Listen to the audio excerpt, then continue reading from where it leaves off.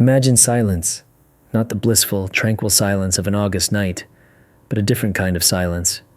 Oppressive, hot, a silence that presses on your eardrums like the crushing weight of deep water. It rings in your ears, mixing with heavy, ragged breaths, and the sound of your own heart, beating against your ribs like a bird against the bars of its cage. The third hour has passed, or was it the fourth? Time lost its meaning here long ago, turning into a thick, viscous substance measured not in minutes, but in degrees of pain. July 12, 1943. Somewhere up there, above tens of millimeters of scorching armor, the greatest tank battle in history rages on. Prokhorovka is thundering. But down here, inside the immobilized ISU-152 self-propelled gun with the tactical number 312, another battle is being fought. A battle with no witnesses. A battle without a single shot fired, yet far more terrifying than any artillery barrage. 4 men are fighting their final battle not against German tanks, but against a primal element, trapped with them in a steel coffin, against the heat. Sergeant Orlov, the vehicle's commander, sits with his back against the gun's breech. He can no longer feel the steel searing through his sweat-soaked tunic. His skin has become one continuous burn, but his brain, trying to protect itself, has shut off the signals. His inflamed red eyes stared, almost unblinking, into the gloom of the fighting compartment. He wasn't looking. He was listening. He was listening to the breathing of his men. To his right, almost crawling under the gun mantlet, the gunner, Zubov, was motionless. The quietest of the crew, a former factory engineer, he still maintained his analytical calm, but even that was beginning to crack. His chest rose infrequently, with a wheeze. He breathed through a wet rag, which he periodically moistened with the last drops of water from an empty flask. Water that was now worth its weight in gold. Below, at the controls, mechanic driver Petrenko, the oldest and most experienced, was slumped over.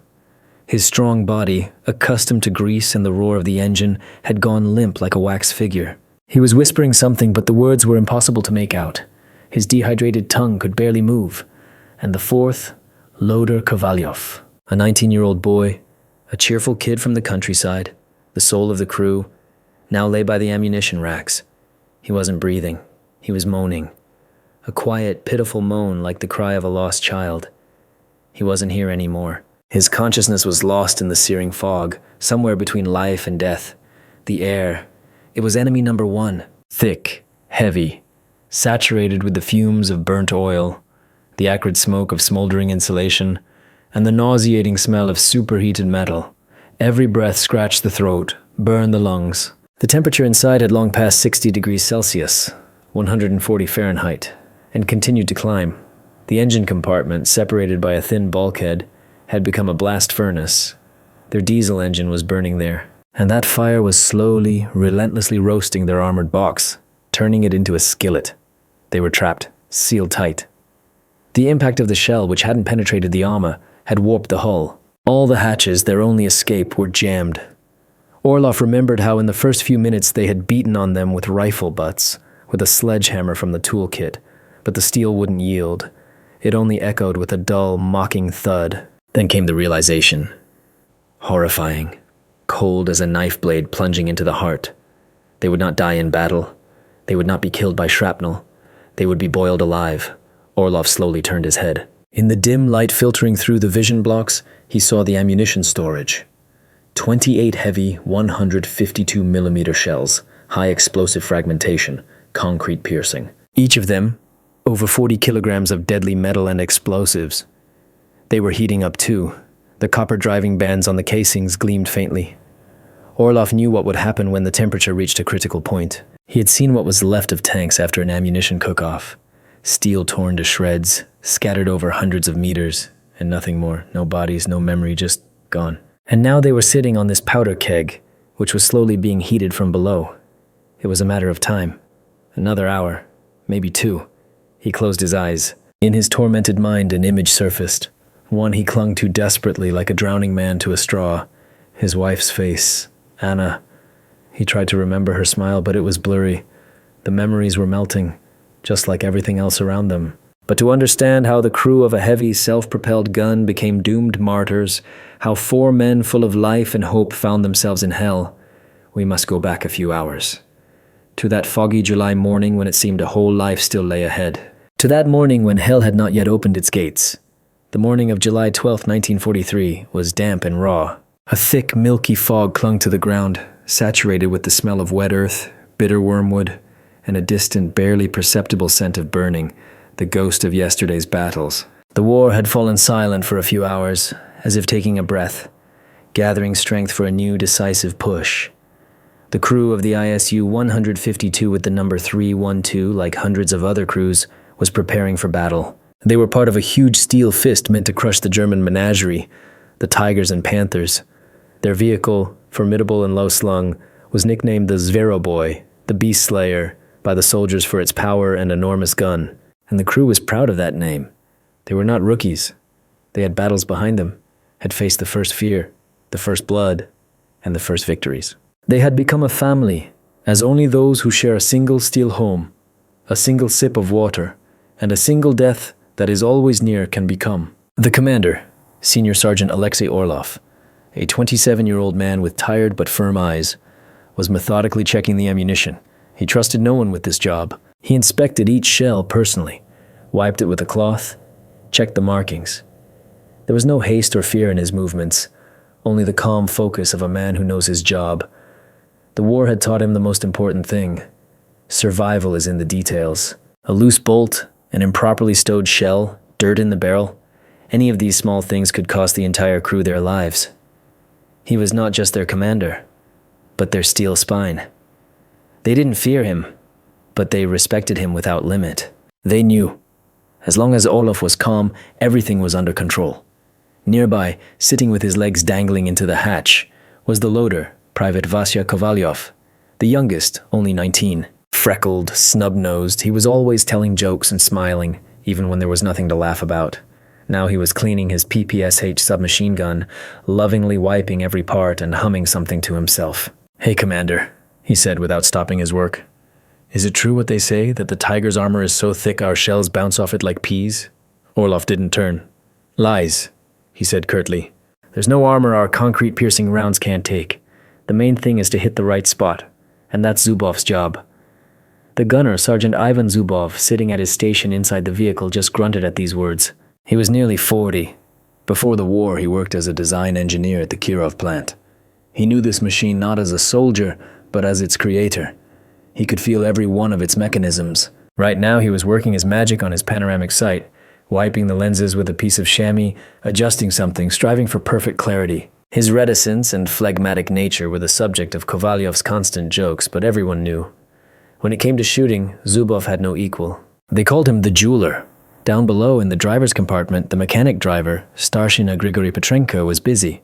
The oldest of the crew, he was already over 50. An experienced tractor driver, he knew diesel engines like the back of his hand.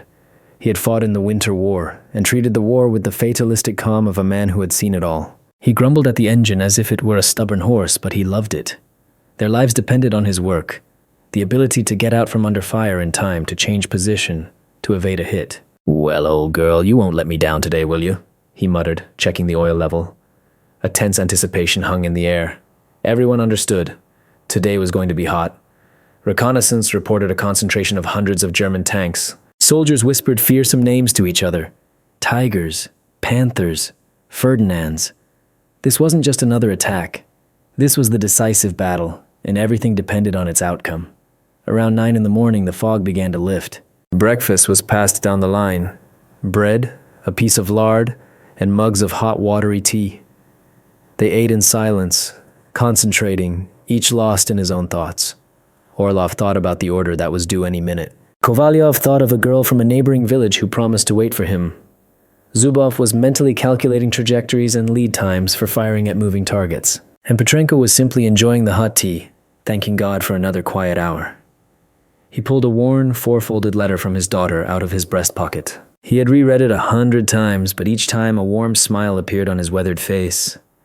He didn't know yet that this would be the last time he would read it. At 9:30 in the morning, the roar of a flare rocket shattered the silence. The artillery preparation began. Thousands of guns on both sides spat tons of deadly metal into the sky. The ground trembled and moaned. The air thickened with the roar. "To your stations," Orlov commanded curtly. The crew took their positions. Kovalyov rammed the first high-explosive fragmentation shell into the breach. Petrenko started the engine. The steel heart of their beast slayer began to beat steadily and powerfully. The machine came to life. Through his periscope, Orlov saw the first silhouettes of German tanks appear over the hill. There were many of them. Dozens. They were advancing in perfect formation as if on parade. At that moment, he didn't yet know that in an hour, their world would shrink to the size of the steel box. He didn't know that their main enemy would not be a tiger, but their own crippled machine. He gave the last order in that former world. Petrenko, forward. Zubov, target. Lead tank, fire. The battle was a waking nightmare. The air thickened to the consistency of jelly, pierced by shell tracers, smoke, and screams. The earth shook from explosions, bucking and heaving, showering the armor with clumps of black greasy soil. Inside the ISU 152, it was cramped, stuffy, and deafeningly loud. Each shot from their own 152mm gun was like a sledgehammer blow to the head, knocking the air from their lungs for a few seconds and plunging the fighting compartment into acrid powder smoke. But they worked. They worked like a single, well-oiled machine, where each man knew his part. Target, Panther, distance 800 meters, about 875 yards, came Orlov's calm voice through the headset. I see the target, Zubov responded, his eyes glued to the sight's eyepiece. His hands seemed to find the right hand wheels on their own, smoothly aligning the crosshairs with the dark silhouette of the enemy vehicle. Fire, Orlov commanded. Firing! Kovalyov shouted, pulling the trigger lever. A roar, recoil. The spent casing flew out of the breech with a clang, blasting everyone with a wave of hot air. And immediately, without losing a second, Kovalyov, straining every muscle, dragged a new, heavy shell from the ammunition rack and rammed it into the gun. Petrenko, guided by the commander's orders and rare glances through the vision slits, drove the machine, maneuvering between craters and the hulks of burning tanks. Their beast slayer was living up to its name. With their very first shot, they turned a German Panther into a blazing torch. A second armor-piercing round tore the turret off a Peacekeeper WI-4. They felt invincible in their steel fortress. The armor of their SPG held, and smaller caliber shells ricocheted off it with a piercing screech, leaving only scratches. But hell was closing in. At some point, they found themselves in the very center of the battle. Enemy tanks were everywhere. Shells were now drumming against the armor non-stop. The vehicle was shaking, being thrown from side to side. Orlov, trying to shout over the din, gave commands. They knocked out another tank and a Stug self-propelled gun. Luck seemed to be on their side. The catastrophe happened suddenly. It wasn't a direct, penetrating hit. Rather, a deafening, crushing blow to the side, as if from a gigantic hammer. The entire 27-ton machine shuddered to its foundations. The men were thrown around the fighting compartment like peas in a box. Orlov was slammed against the breech, Zubov against the sight. Kovalyov fell onto the shells. A ringing in their ears drowned out all other sounds. An unnatural silence fell. And then the engine died. Its steady, familiar roar, the soundtrack of their lives, was replaced by a grinding noise and then complete silence. Petrenko, what's with the engine? Orlov rasped, coming to his senses. No answer. Petrenko! He shouted. It won't start, Commander. The mechanic driver's muffled voice finally came through. Something's wrong with the fuel system, and I think there's a fire. A fire. The word sounded like a death sentence. Orlov looked at the bulkhead separating them from the engine compartment. A thin stream of black, acrid smoke was already seeping from under it. Everyone, abandon the vehicle, now! He commanded, lunging for the commander's hatch. He turned the handle. Nothing. He threw his whole body against it. The hatch didn't budge a millimeter. It's jammed, shouted Kovalyov, who was already trying to open his loader's hatch. The same result. Zubov and Petrenko, having climbed out of their compartments, joined them. They beat on the hatch covers with anything they could find.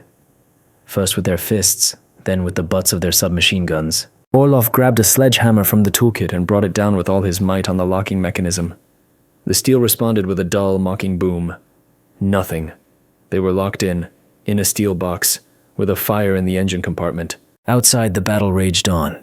They could hear shells continuing to strike their armor. They were a perfect immobile target. But that wasn't the scariest part. The scariest part was inside. The smoke was getting thicker. It was becoming hard to breathe. And they felt the heat. Not intense yet, but steadily growing, coming from the engine bulkhead. It came in waves, like the breath of a giant beast. All four of them froze, looking at each other. In their eyes, desperation slowly gave way to a primal, animalistic terror. The realization of what awaited them. They understood they had fallen into a trap. Orlov looked at his terrified, choking men, then at the massive jammed hatch. And in that moment, he knew. There would be no rescue from the outside. No one would come to their aid in the middle of this hell. If they wanted to survive, they had to fight for themselves. And he had to be more than just a commander to them. He had to be their last hope. "Cut the panic!" His voice was firm, almost harsh, cutting through the growing roar of the fire and Kovalyov's moans. "Fire extinguishers to the bulkhead! Move!" The first few minutes descended into chaotic, desperate struggle. The shock of realizing they were trapped mixed with the instinctive desire to act, to do something. Kovalyov and Zubov ripped 2 standard-issue carbon tetrachloride fire extinguishers from the walls and aimed their nozzles at the gaps near the engine bulkhead, where the thickest smoke was pouring out. With a hiss, a caustic, suffocating jet shot out from the cylinders. The fighting compartment instantly filled with tetrachloromethane fumes, a toxic substance that, upon contact with hot metal, turned into phosgene, a chemical warfare agent. Breathing became nearly impossible. Their eyes watered, their throats burned, inducing gag reflexes. Every breath was torture. "Enough!" Orlov yelled, pulling Kovalyov away from the bulkhead. "We'll suffocate before we burn!" The extinguishers were empty, but it had done no good. The fire in the engine compartment was too strong. They had only added poisonous fumes to the heat and smoke. Hell had just become more refined. The crew froze in exhaustion. Panic receded, replaced by a heavy, oppressive apathy. They sat on the cool, for now, floor, breathing heavily and listened to the fire raging behind the bulkhead. The sound, a steady, monotonous roar, penetrated their very consciousness, paralyzing their will. It seemed as if that roar was death itself. The temperature continued to rise. Outside, the battle still thundered, but now those sounds seemed distant, unreal, as if coming from another world. Their world had shrunk to these few cubic meters of steel space. It became hot. Not just stuffy, but truly hot. The shells in the ammunition rack, which had been cool to the touch half an hour ago, were now warm. The floor under their feet, closer to the engine compartment, was already searing. The air grew drier and hotter. They began to feel thirsty. At first, a slight thirst, then an increasingly nagging, tormenting one. Kovalyov took out his flask, took one greedy gulp, and immediately started coughing. The water felt like boiling water. Orlov took the flask from him. "Conserve it. We don't know how long we'll be in here." "What difference does it make, Commander?" Kovalyov rasped, his eyes shining with a crazed light. "We're all going to burn anyway. We have to get out. Break the hatch." "Break it with what?" Orlov asked calmly, though his own heart was pounding like a mad thing. "We already tried. There are Germans outside. If we open the hatch, they'll cut us down instantly." "Better a bullet than this!" Kovalyov screamed. "To be cooked alive! Do you understand what's waiting for us?" He was on the verge of hysterics. His young body, his psyche, couldn't withstand this ordeal. Orlov knew that panic was as much their enemy as the fire. If one of them broke, it would spread like a disease to the others. And then, the end. He walked over to Kovalyov, placed a heavy hand on his shoulder, and forced the boy to look him in the eye.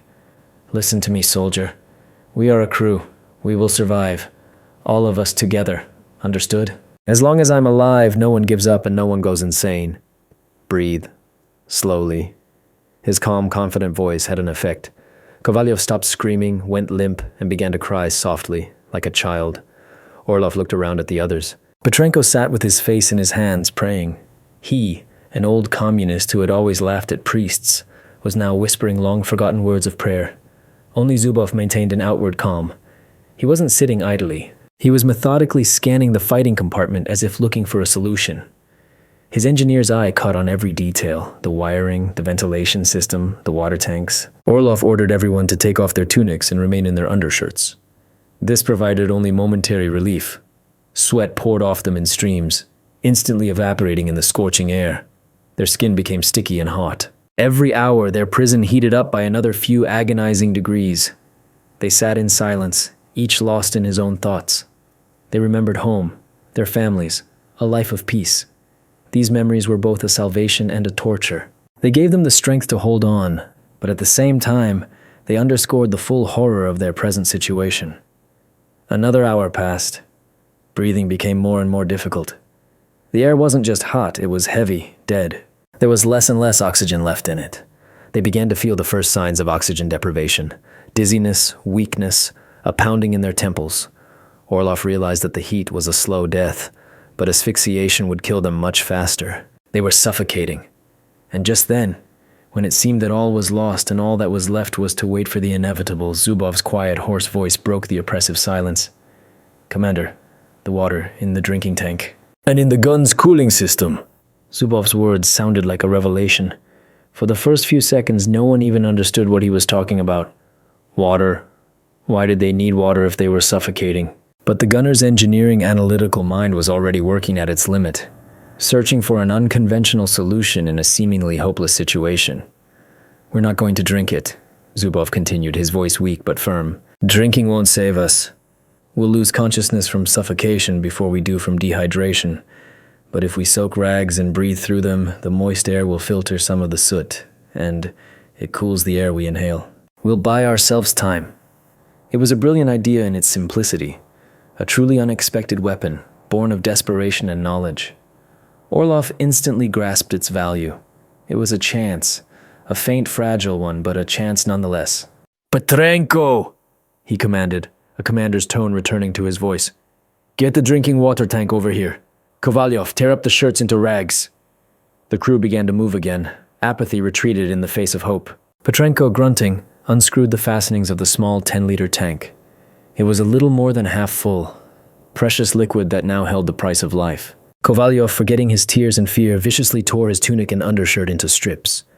Zubov, fighting through his weakness, was already unscrewing the tap on the barrel's cooling system tank. It contained a special fluid, a mix of water and glycerin, but in this situation, that didn't matter. Orlov took the first rag, dipped it in the tank, and brought it to his face. He inhaled. Cool, moist air filled his burning lungs. It was an indescribable relief, like a sip of life in a desert of death. He passed the wet rag to Kovalyov, then to Petrenko. Zubov had already made a mask for himself. For a few agonizing minutes, an almost blissful silence reigned in the fighting compartment, broken only by greedy, hoarse gasps. They had defeated the first enemy. Immediate suffocation. It was their first victory in this hellish trap. A victory that instilled in them a fragile but desperate hope. They realized that they could fight back. That even in this steel coffin, there were laws of physics and chemistry that could be used to their advantage. But the euphoria was short-lived. There was catastrophically little water, only about 15 liters for the four of them. And the scorching air dried the rags instantly, forcing them to be re-soaked again and again. Every drop counted. Orlov knew they needed a system. A rigid, merciless system of survival. He took control of the water. "Listen to my order," he said firmly. "Water is life. We will use it only on my command. We wet the rags every 10 minutes.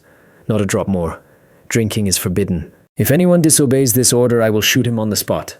He spoke the last words without any drama, as a matter of fact, and everyone understood he wasn't joking.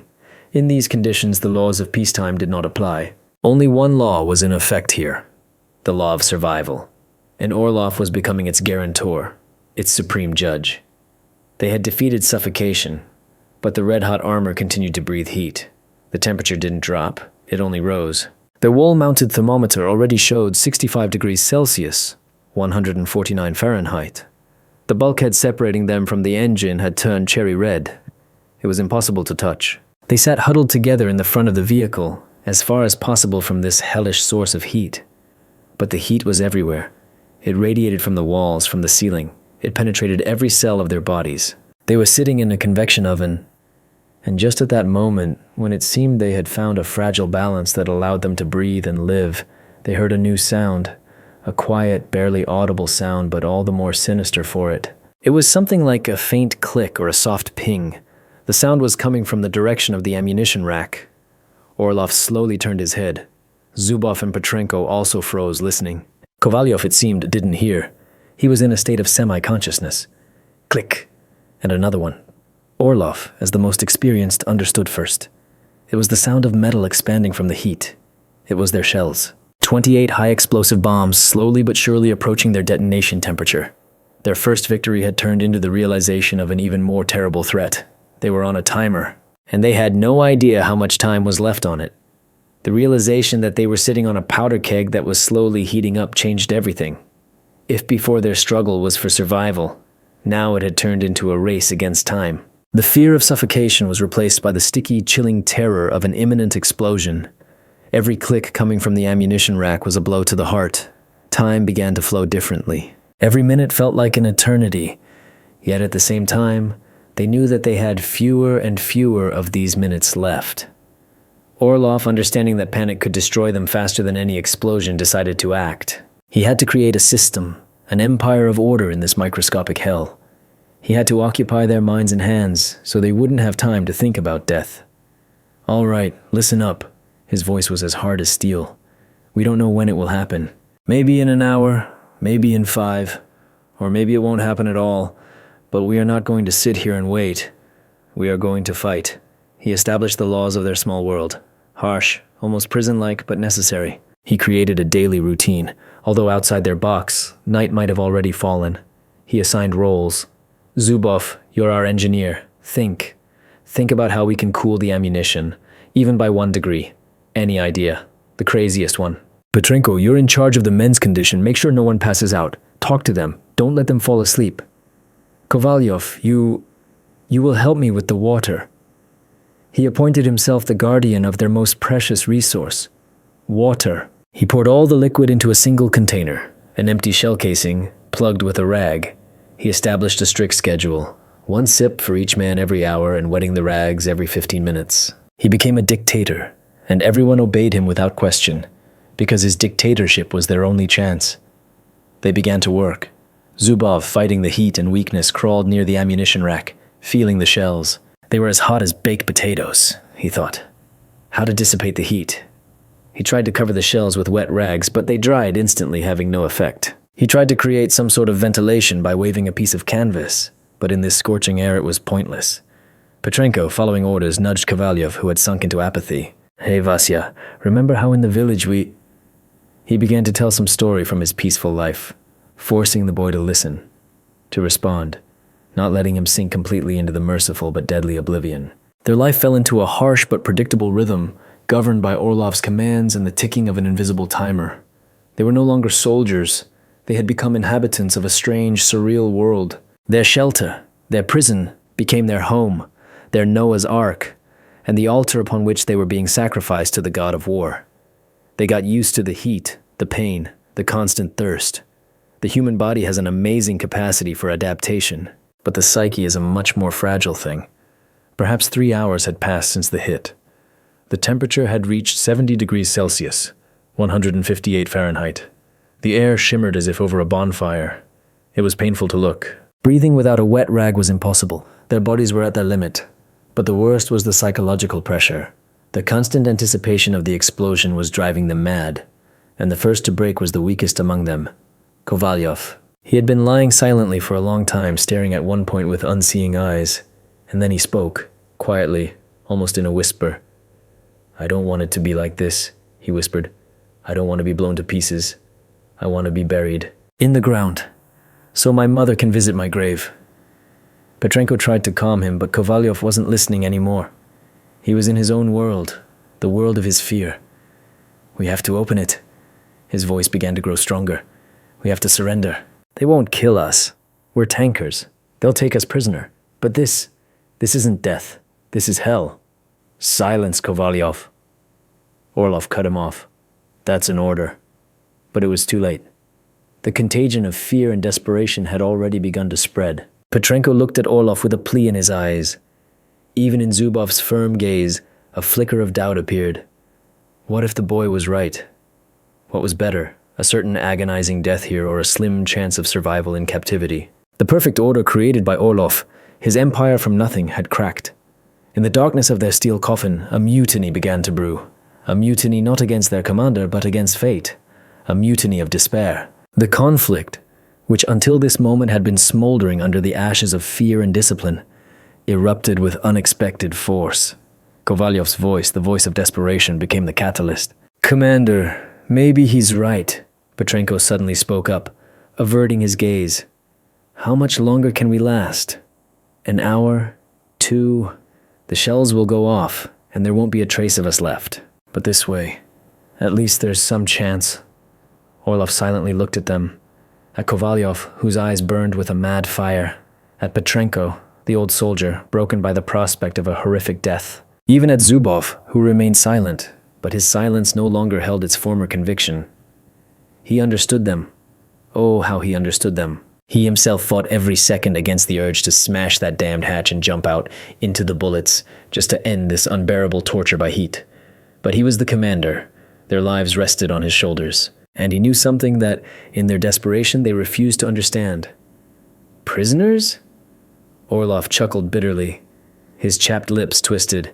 Do you know what they do to the crews of the Beast Slayers? They hate us. They fear us. To them, we're not soldiers. We're the destroyers of their precious big cats. They won't take us prisoner. They'll shoot us on the spot as soon as we stick our heads out. Or worse, burn us alive with a flamethrower. He spoke calmly, but his words, like ice-cold water, cooled their hot heads. But not Kovalyov's. His mind had already refused to accept logic. He was in the grip of irrational terror. You're lying, he screamed, jumping to his feet. He swayed from weakness but stayed upright. You're just scared. You want us all to die in here with you, but I want to live. To live. You understand? He lunged for the commander's hatch, trying again to turn the jammed lever. It was madness. Orlov acted instantly. He couldn't let him open the hatch, not only because they would be killed immediately. The influx of fresh air, of oxygen, into their red-hot box would turn the smoldering fire in the engine compartment into a roaring furnace. They would be incinerated in seconds. He jumped on Kovalyov, pulling him away from the hatch. A struggle began, a desperate, absurd struggle between two exhausted, half-dead men in the scorching darkness. They rolled on the hot floor, delivering weak, clumsy blows to each other. Petrenko and Zubov watched, frozen in horror. Their small world, their empire, was collapsing before their eyes. Orlov was stronger. He pinned Kovalyov to the floor, sitting on his chest. The boy struggled, screaming something incoherent, scratching. Orlov had to hit him. Once, hard, on the jaw. Kovalyov went limp and fell silent. He didn't lose consciousness. His strength simply ran out. He lay on the floor and wept quietly, no longer hysterical, but helplessly and pitifully. In the ensuing silence, only Orlov's heavy breathing and Kovalyov's soft sobs could be heard. The mutiny was suppressed. Orlov had upheld his law. He got up, swaying. He looked at Petrenko, at Zubov. In their eyes, there was fear, but also respect. They once again saw him as their commander, the rock against which the wave of despair had crashed. But while they were sorting things out among themselves, their true faceless enemy, the heat, continued its work. And it was at this moment that fate dealt its final blow. The clicking from the ammunition rack stopped. In its place, a new sound emerged, a sound unlike any other, a drawn-out, high-pitched moaning sound, as if someone were drawing a bow across a taut metal string. It was the sound of metal reaching its elastic limit. It was the casings groaning, ready to rupture at any moment and release the power locked within them. Zubov, the engineer, understood it first. He slowly raised his head and looked at Orlov. His face was as white as a sheet. "Commander," he whispered, with his lips only, so Kovalyov wouldn't hear. "This is it. It's pre-detonation heating. We have minutes left, maybe even seconds." Zubov's words were not a cry of panic. They were a calm, cold statement of fact, like a doctor's diagnosis at the bedside of a terminally ill patient. And that made them all the more terrifying. Minutes, seconds, time compressed into a single point where everything converged. The past, the present, and a future they no longer had. All their heroic efforts, all their struggle, the entire system Orlov had built, it all lost its meaning in the face of an inescapable physical reality. The explosives inside the shells had reached a critical temperature. What came next was a chain reaction, and an instantaneous, blinding oblivion. In that moment, something changed. The fear was gone. The exhaustion was gone. The pain was gone. All that remained was a crystal-clear, deafening silence in the mind. Acceptance arrived. Orlov looked at his crew one last time. Petrenko sat, hugging his knees, staring into space. He wasn't here anymore. He was there, in his village with his daughter. Zubov, having overcome the initial shock, was methodically, as he had done his whole life, wiping the eyepiece of his sight with a piece of chamois, a meaningless ritualistic act that helped him preserve the last vestiges of his sanity. Kovalyov lay motionless on the floor, his chest barely rising. He was the closest to death, and perhaps it was easiest for him. Orlov closed his eyes. He didn't think of his wife, didn't reminisce about his peaceful life. There was only one thought in his head, full of bitter irony. I failed. I couldn't save them. He had let his men down. He had given them hope, made them fight, but in the end, he had only prolonged their suffering. But then something awoke in Kovalyov, who had seemed completely broken. A final, irrational, animalistic impulse for life. He could not accept it. He could not accept this horrible death. With an inhuman scream, a mix of rage, fear, and desperation, he jumped up again. But this time, he didn't rush to the hatch. He grabbed the sledgehammer. His eyes were wild. "I won't burn!" he roared. "I won't burn!" He swung the sledgehammer, aiming for the ammunition rack. It was absolute madness. He wanted to hasten the end, to choose a quick death over the slow wait. Orlov reacted instinctively. He threw himself in the way. If Kovalyov hit the fuse, the detonation would be instantaneous. He gripped the handle of the sledgehammer, trying to wrench it away. They were locked in a desperate struggle again, but now, not minutes, but moments were at stake. And at that very moment, when all the colossal energy of their despair, their struggle, their fear was concentrated in a single point, in this physical confrontation, the impossible happened. A miracle, or perhaps just a law of physics. The vehicle's hull, deformed by the initial shell impact and heated to extreme temperatures, was under tremendous stress. Every molecule of metal was vibrating, ready to rupture. And the powerful blow that Kovalyov and Orlov in their struggle delivered to an internal bulkhead became the final straw. There was a sharp, deafening crack. Nothing like the previous ones. It was as loud as a pistol shot. And immediately after it, a screech. The struggle stopped. All four men froze, staring at a single point, at the small infantry escape hatch in the floor of the vehicle, intended for emergency evacuation. It was always considered unreliable. It often jammed even under normal conditions. And it was this hatch, deformed and forgotten, that at this moment buckled. The metal, unable to withstand the stress, ruptured along a weld seam. And between the hatch cover and the hull, a thin gap appeared, the width of a finger. A beam of light shot out from it, dusty, dim, but unbearably bright to their eyes, accustomed to the gloom. And with it, a stream of air burst into their searing hell, fresh, cool, smelling of dust and freedom. It was salvation. Unexpected, impossible, hard-won. They stared at this thin strip of light as if it were the face of God. But did they have time to use it? The gap was their salvation and their curse. The fresh air that rushed in was like a balm to their burned lungs, but at the same time it could be the catalyst for the explosion. There was no time to think. "Everyone out!" Orlov screamed, his voice breaking. "Now!" He was the first to scramble to the hatch. He gripped the edge of the cover with his fingers. The metal was hot, but he felt no pain. He pulled, straining with his last bit of strength. Zubov rushed to help him. Together they managed to bend the edge of the cover another few centimeters. The opening was narrow. Only one person could squeeze through, and even then with difficulty. "Kovalyov, get out!" Orlov commanded. But Kovalyov didn't move. He lay on the floor, staring at them with empty eyes. He wasn't here anymore. His mind had remained behind, in the hell from which there was no exit. "Petrenko, help me!" Orlov and Petrenko dragged Kovalyov's limp body to the hatch and began to push him out. It was incredibly difficult. Their strength was nearly gone, but adrenaline and the will to live worked miracles. They pushed him out. Petrenko went next. He squeezed through the narrow gap and tumbled out. "Zubov, go!" Orlov yelled. The engineer, without wasting a second, slipped through the opening. Only Orlov was left. He cast one last glance at the fighting compartment that had been their prison and their purgatory. The shells in the ammunition rack were now glowing with a dull cherry-red light. He realized he had seconds left. He dived into the hatch, tearing his shoulders and back to bloody shreds on the sharp edges of the metal. And at the very moment his legs were outside, the explosion occurred. They weren't thrown by the blast wave. They were lying too close, right under the belly of the beast. They felt it differently. The ground beneath them shuddered as if in an earthquake. The air instantly became as hot as a blast furnace. And then a shower of red-hot shrapnel and burning oil rained down on them. They were lying on the scorched, black earth next to their own funeral pyre. The 27-ton machine, their beast slayer, their home, had turned into a gigantic, roaring torch. Tongues of flame shot out from every crevice. The turret ripped from its ring, flew several dozen meters into the air and crashed down nearby. They had survived, burned, concussed, at the very limit of human endurance, but alive.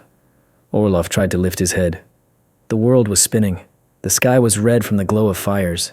The battle had already rolled further west. All around stood the hulks of other burned-out tanks, both theirs and the enemy's. They were alone on this field of death. He looked at his men. Petrenko and Zubov were unconscious. Their bodies were covered in horrific burns. Kovalyov was sitting on the ground, rocking back and forth, humming something to himself. He was smiling, a terrible, insane smile. Medics found them at dusk, 4 charred bodies next to the smoldering hulk of a self-propelled gun. At first they thought they were dead, but then one of them moaned. The salvation they had dreamed of for 5 long, endless hours had come. But this was only the beginning of another journey. A journey back to the civilized world, which, as it turned out, was not ready to accept their terrible truth. Their euphoria at being rescued quickly gave way to a collision with the soulless machine of war. In the field hospital, among hundreds of other wounded, their story sounded like the ramblings of a madman. 5 hours? In a burning vehicle? The doctor, a tired man with eyes red from lack of sleep, listened to Orlov, nodded, but his eyes showed disbelief. Heatstroke, concussion, he wrote in the medical file. It happens. Their feat, their incredible survival, was reduced to a simple medical formula. After the hospital, an interrogation by the special department awaited them. A young, dapper lieutenant with cold eyes listened to their story with open skepticism. "So you're saying the hatches were jammed?" he asked for the 10th time. "And you weren't perhaps just trying to sit out the battle in the tank, Comrade Senior Sergeant?" The accusation of cowardice was a blow to Orlov more terrible than any burn. He tried to explain, to prove, but his words shattered against a wall of bureaucratic disbelief. Their story was too incredible, too inconvenient. It didn't fit into the heroic reports of knocked-out German tanks. It was about something else. About suffering, about fear, about survival on the edge. The kind of thing they don't like to write about in the newspapers. A field experiment on a similarly damaged ISU-152 showed that the hatch could indeed jam from a side impact. The charges of cowardice were dropped. But instead of medals, they received orders for the crew to be disbanded and a non-disclosure agreement to sign. Their brotherhood, their family, forged in hell, was destroyed by the stroke of a pen. Their feat was buried alive in folders stamped secret. The fates of the survivors unfolded differently, but each was marked by the invisible seal of that terrible day. 5 hours in a red-hot furnace did not pass without a trace. They survived physically, but a part of their souls remained forever in that burned-out steel box on the Prokhorovka field. Senior Sergeant Alexei Orlov, their commander, their steel spine, was deemed fit for further service after the hospital and investigations. He was given a new crew, a new vehicle. He continued to fight. He fought bravely, desperately, as if seeking death. His comrades said he had changed greatly. His former prudence was gone, replaced by a dark obsession. He never told anyone what they had been through. He was killed in '44, during the liberation of Belarus. His SPG hit a landmine. The official report of his death stated, "Fell a hero's death, fulfilling his military duty." Another line in the endless list of war casualties. Sergeant Ivan Zubov, the engineer whose cold reason gave them a chance, suffered severe burns and was medically discharged. He returned to his native factory in Leningrad. He returned to build tanks again. He worked silently, stubbornly, never complaining. His colleagues respected him for his professionalism, but were wary of his withdrawn nature and strange gaze. He never spoke of the war. Only sometimes, on hot summer days, he couldn't bear to be in the workshop. He would run outside and gasp for air, as if suffocating. He died in the early 50s from a heart attack. The doctor said it was the consequences of the war. Starshina Grigory Petrenko, the oldest and most experienced, survived, but his lungs were seared by the toxic fumes. He lived for a few more years after the war, returning to his village to his daughter, but he could no longer work in the fields. Every breath was a struggle. He often sat on the bench outside his house, staring at the sky and whispering something quietly. The villagers thought him an eccentric. He died on a quiet autumn night in his sleep. He simply ran out of air. The fate of Private Vasily Kovalyov, the youngest, was the most tragic. His body survived, but his mind was destroyed. The psyche of a 19-year-old boy could not withstand the horror. After the hospital, he was sent to a specialized psychiatric hospital for veterans. He lived there for many years. He recognized no one, hardly spoke. Only sometimes when the ward became stuffy, he would start screaming, beating against the walls, and repeating the same word over and over, "Hot, hot." For the official history, their crew ceased to exist. Their feat was forgotten, buried under tons of archival paper. The vehicle with the number 312 was listed as a total loss on July 12, 1943. Just one of thousands. He was buried in a small village cemetery. A modest obelisk with a star was placed on his grave. But, as the locals told it, sometimes someone would leave strange things by his grave. A burnt gear, a piece of melted vision block. Who brought them and from where, no one knew. Official history is a chronicle of victories and defeats written by generals and politicians. It dislikes inconvenient details, dislikes stories of suffering that do not fit into the parade picture of heroism. The story of the crew of SPG 312 was exactly that. Too terrifying, too unheroic, too human. It was simply erased, forgotten. But there is another history, the one that lives not in archives but in the memory of people, the one that is passed down in whispers in smoke-filled rooms around soldiers' campfires. And the feat of Orlov's crew did not vanish without a trace. It became a legend. It was said that among the tankers of the 5th Guards Tank Army, a tale circulated for a long time. A tale of the burning crew, of 4 brave men who survived a real hell when their vehicle turned into a blast furnace. The details, of course, changed, as they always do with legends. Some said they sat in the fire for a whole day. Others, that they managed to repair the engine from the inside and drive out of the battle in a burning machine.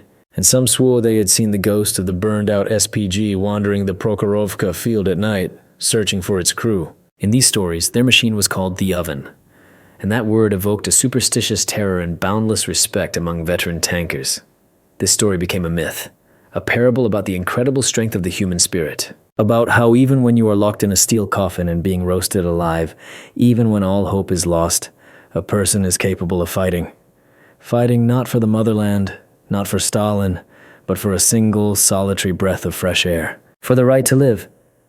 Was their struggle worth such sacrifices? Was a life bought at the price of burned lungs, a broken mind, and eternal fear worth those 5 hours in hell? There is no answer to that question. But the story is not just a chronicle of survival. It is a reminder that behind every line in the war reports, behind every number of a knocked-out tank, there are living people, with their own hopes, their own fears, and their own personal tragedies. And the most terrible battles sometimes take place not on the fields of battle, but inside a small locked steel box, or in the soul of a single man. Their feat was not marked by medals, their names are not carved on memorial plaques. But as long as the legend of the Oven lives, as long as we tell their story, they are alive. Alexei Orlov, Ivan Zubov, Grigory Petrenko, Vasily Kovalyov, the crew that lived for 5 hours in hell and returned to become immortal. Write in the comments what you think of this story, and subscribe to the channel so you don't miss other forgotten pages of history.